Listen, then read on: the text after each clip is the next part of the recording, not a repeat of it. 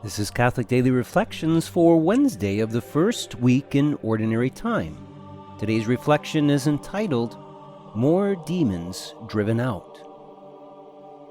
When it was evening, after sunset, they brought to him all who were ill or possessed by demons.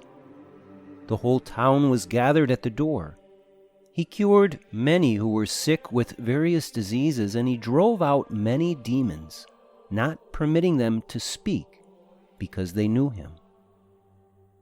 Today we read that Jesus once again drove out many demons. The passage then adds, not permitting them to speak because they knew him.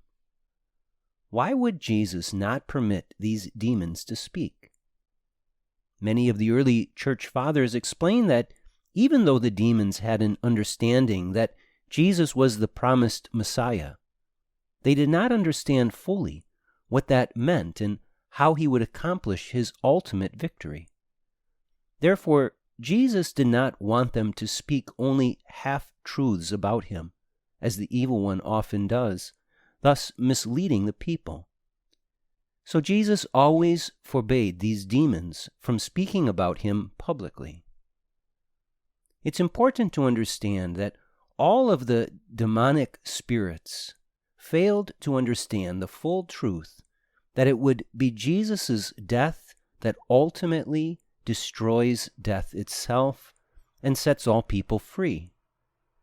For that reason, we see that these diabolical forces continually conspired against Jesus and tried to attack him throughout his life.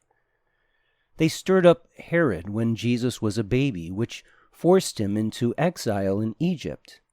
Satan himself tempted Jesus just prior to the beginning of his public ministry so as to try to dissuade Jesus from his mission.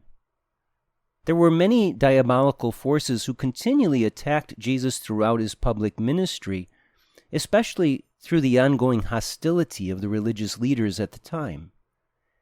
And it can be presumed that these demons may have initially thought they won the battle when they accomplished their goal of having Jesus crucified.